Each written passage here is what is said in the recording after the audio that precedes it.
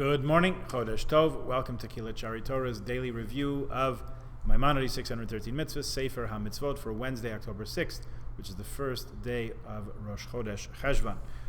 We've been speaking about profaning God's name, about uttering false and vain oaths, and so on. The next prohibition, the next negative commandment that we have is we are forbidden to test God's promises and warnings. So if the Torah explains to us that there's a certain consequence, a certain punishment as a result of a certain transgression, something we're forbidden to do, we should not test it. Do not test, do not try the Lord your God, says chapter 18 of Leviticus.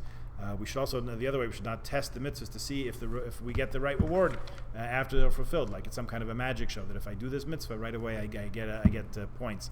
If you want to do points that show up in your inbox right away, try air miles, try Starbucks points, but it doesn't work that way with God, that our account is open long before we were born, long after we shuffle off this mortal coil, and it takes a while to accrue everything and to know the true value of what we do.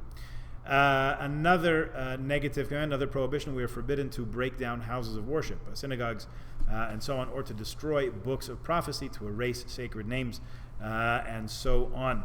Because we had recently in our Torah reading, where was it exactly? Chapter 12 or so of Dvarim. Maybe it was, I can't remember. We had it recently.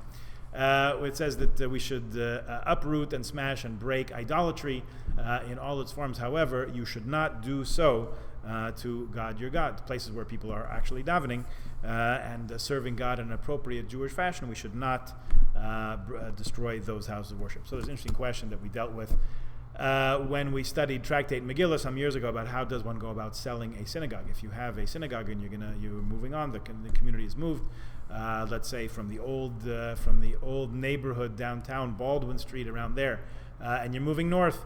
Your synagogue wants to move up to Bathurst, Lawrence or something. So what do you do with the old shul? You can't afford to keep it. You need the proceeds to build the new synagogue. So there is a process to go through should we say sadly, and the unfortunately too often occasion of transferring ownership of a synagogue. Okay, so that is that, and the note here adds very interesting and quite an in-depth topic about Sefer Torah Shenichtav Ba'apikoros. According to Mishnah Torah, according to the Maimonides' greater detailed description of these laws, the law against destroying sacred writings applies to scriptures written by a Jew who is conscious of their sacred character. In other words, a sofer, a trained scribe, writes a Sefer Torah or mezuzah or tefillin, so we're not supposed to destroy those writings. We're rather supposed to place them in geniza, in concealment, where they're ultimately sent for burial with proper respect, as they're no longer useful. However, an Israelite who is an infidel, someone who denies the existence of God or the existence of Torah, and so on, if that apikoros, that heretic, writes a Sefer Torah, a scroll of the Torah that looks, to all intents and purposes, like ours, that Torah is to be burnt, even with the divine names that are within it, because since the person wrote them without intention that they be considered divine names, they actually did not attain the sanctity of divine names. Very interesting. So can a person's intention have so much effect that it can render a Torah scroll treif, not to the point where it would be buried, but actually be burned? Apparently, yes, according to Maimonides, Sefer Hamada, Hilchos Yesodei HaTorah, the laws of the foundation of the Torah. Happy to investigate that with anyone who has interest in that. We will touch on one more mitzvah. We're forbidden to leave the body of a criminal hanging overnight for execution. The Torah says that we're supposed to, once a criminal's been executed, which does not happen too often, even in times of Sanhedrin, where we did have capital offenses, the body is to be displayed as a sign, as a discouragement to others who might think of committing the same crime, but is not to be left overnight.